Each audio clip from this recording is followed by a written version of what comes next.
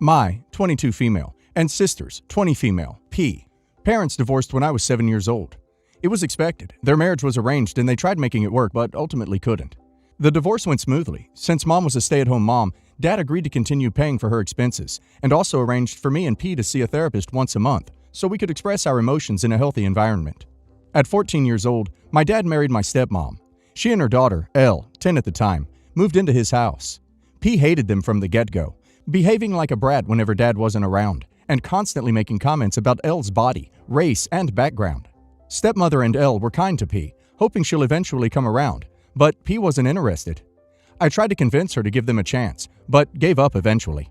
Over the years, P continued harassing stepmother and L until she got her karma when all the insults she directed at L reflected onto her. Last week at my dad's birthday party, he opened L's gift and got emotional. Inside were adoption papers. The two hugged and L had a speech about my dad being an amazing father figure, to which P scoffed. It was rude, but not unusual behavior on her end, so we ignored her and continued with the celebration. After the party, P and Dad went outside for a smoke while the rest of us went to bed. I couldn't fall asleep, so I went into the kitchen and saw Dad in the living room with a very drunk P hovering over him. It was then that I heard her say how she found it comical that L called him a good father, since he couldn't be one for her.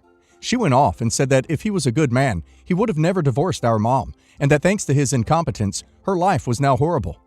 She also said that she's informing him that if he agrees to sign the adoption papers for his fake daughter, he could lose his real one. Dad just sat there and cried. Growing up, he tried to be as involved as possible in our life, so P telling him he was horrible broke his heart. I stormed over and asked her what she thought she was doing. I yelled at her to stop blaming our parents' divorce for her being a failure. Her being miserable with life had nothing to do with our parents, and everything to do with her decisions and nasty attitude. I dragged P outside barefoot and told her she is no longer welcomed. She cried and asked to bring her phone, since it was cold outside and she was drunk. I firmly told her no. She can either walk to our mom's house or stay outside for the rest of the night. Now my entire family is arguing. Some support me, saying she had it coming, and some tell me I'm wrong for treating P that way, and to forgive her since she was drunk, jealous over not being my dad's youngest anymore. I'm starting to feel a bit bad.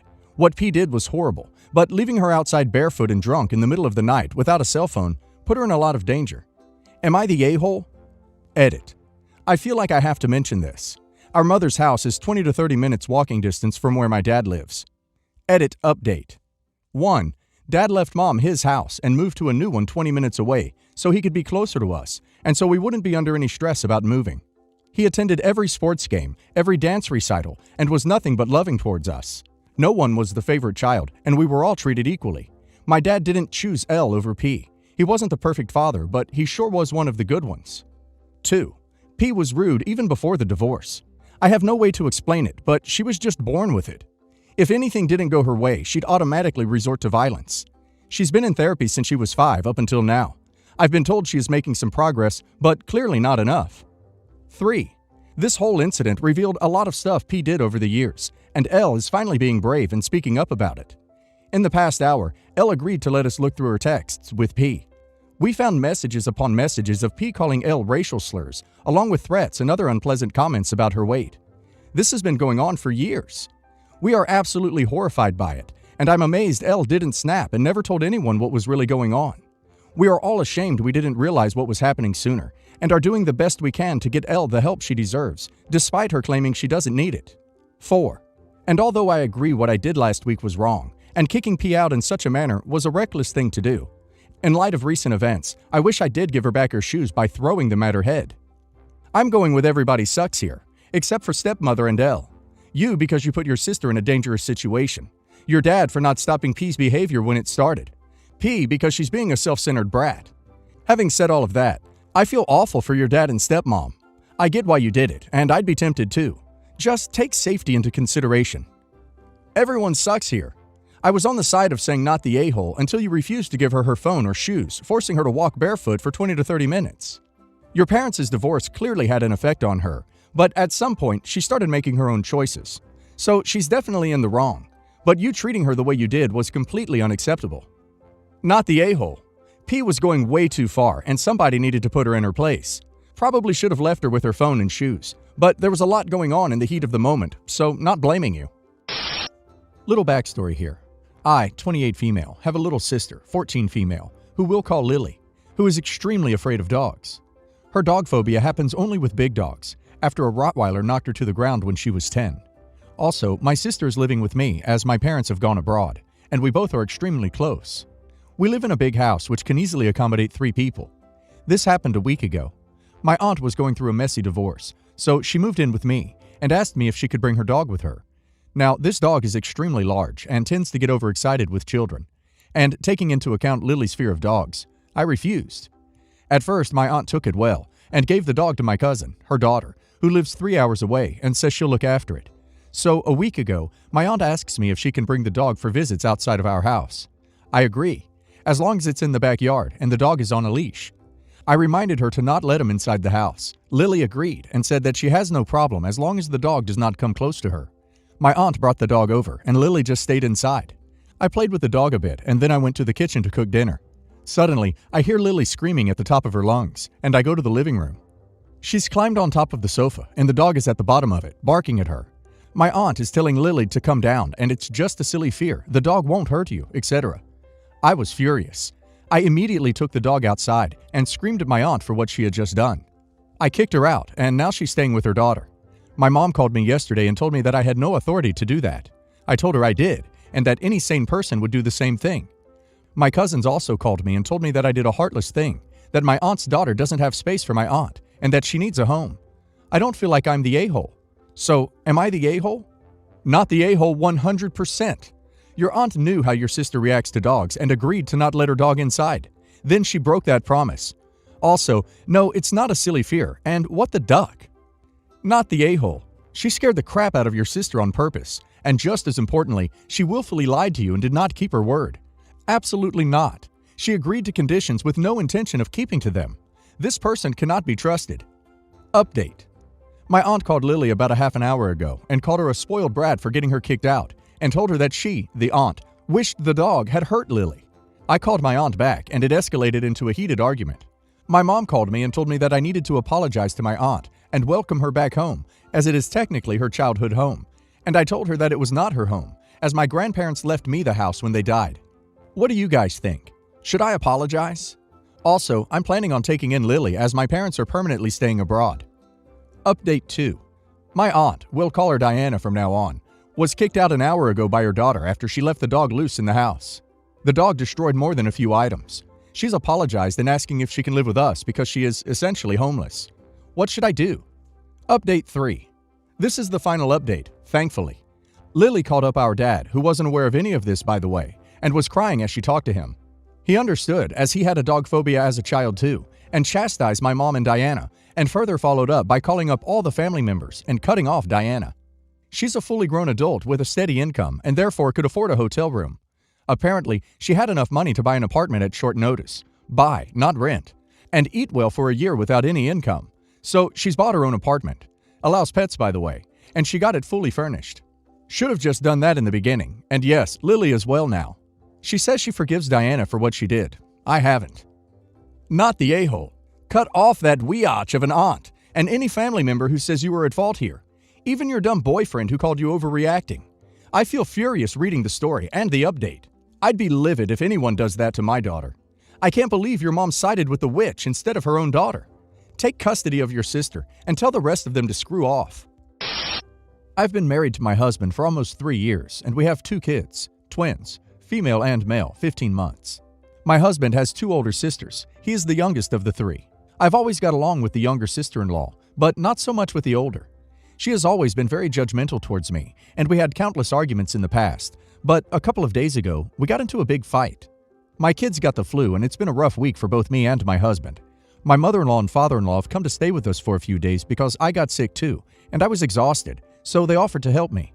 My mother and father-in-law had taken our kids for a walk in the evening, as they had for the past couple of days, since they were getting better and sister-in-law happened to be around here, so she joined them with her youngest daughter, 12 years old. She returned soon and came over to our house and began complaining that since both of her parents were out for a walk with our kids, they couldn't take her daughter to her friend's house, and she would have to do it herself. My husband drove our niece to her friend's house eventually. She began blaming me that I was irresponsible and forced her parents to babysit my kids. She insisted that they had no business to take them for a walk and that this was my job.